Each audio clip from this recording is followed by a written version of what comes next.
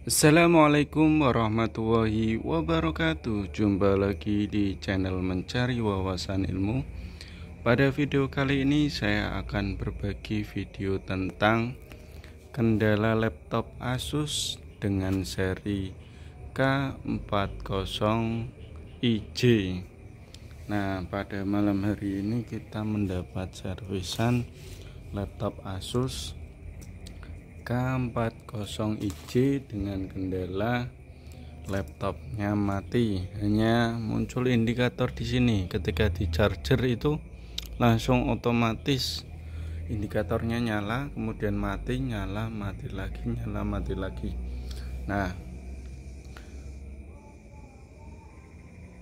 ini kita baru coba yang sudah kita lakukan. Kita sudah coba penggunaan charger yang lain ya, ternyata masih sama. Kemudian kita lakukan proses pembongkaran dari casing bagian belakang. Nah, untuk jenis ini agak sedikit berbeda dengan seri-seri yang lain, dimana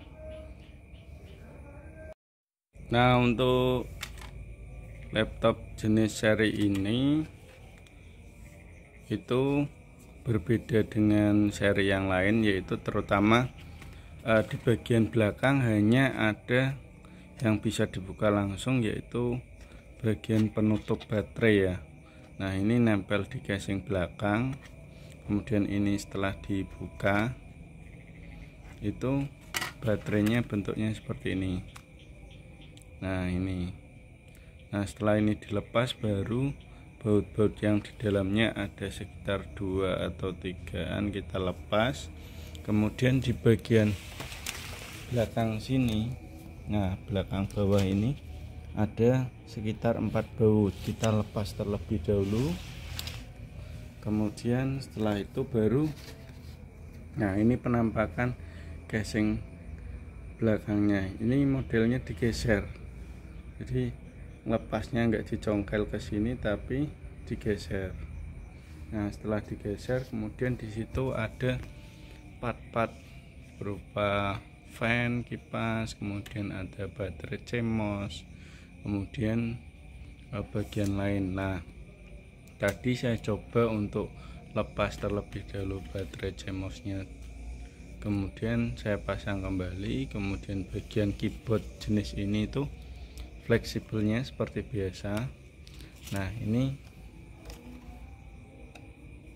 penguncinya di sini. Nah, setelah kita lepas, untuk proses melepas seperti ini kita hanya perlu mencongkel. Nah, di bagian ini ada penguncinya 1, 2, 3, 4. Nah, untuk membuka kuncinya bisa menggunakan pick gitar yang besi itu atau menggunakan jarum bisa. Nah, kemudian setelah saya lepas, kemudian saya nyalakan kembali. Nah, proses itu masih sama. Jadi laptopnya indikatornya kuning mati sekitar 3 kali. Kemudian alhamdulillah bisa nyala lagi. Nah, ini sementara kita coba cek menggunakan keyboard eksternal ya. Nah, kita ini tampilannya BIOSnya ya, seperti ini. Nah, seperti biasanya yaitu di BIOS ada boot device. Nah, ini device priority-nya ya di sini. Kemudian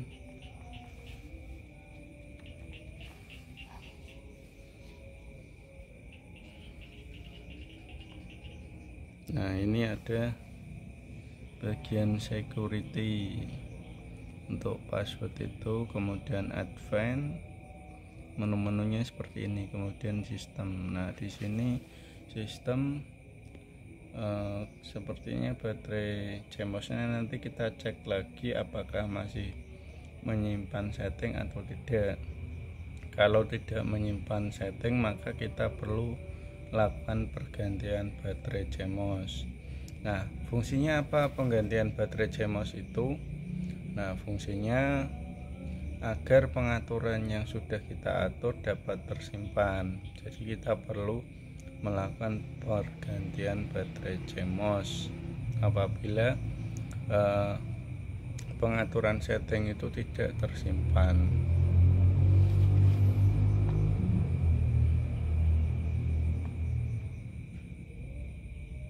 Nah, ini tampilannya seperti ini.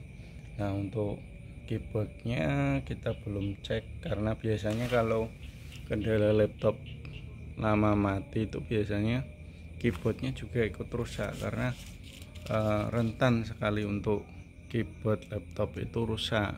Jadi kalau lama nggak dipakai itu keyboardnya seringnya itu saya sering mendapati customer saya servis ganti keyboard itu kendala dan alasannya karena lama tidak dipakai kemudian rusak. Nah, saran saya apabila kawan-kawan yang menonton video ini mempunyai laptop yang pengen keyboardnya awet, minimal 2 hari sekali kalian gunakan laptop tersebut, nyalakan buat ngetik-ngetik, kemudian kalau berdebu kalian bisa bersihkan dengan kuas ataupun yang lainnya sehingga keyboardnya itu tidak lembab dan berdebu. Nah, kalau sering dipakai dan dibersihkan, keyboard itu akan tahan lama. Berbeda ketika laptop dibiarkan tidak dipakai lama, itu malah membuat laptop itu mudah rusak. Bisa jadi tiba-tiba laptopnya mati, bisa baterainya rusak, bisa keyboardnya rusak.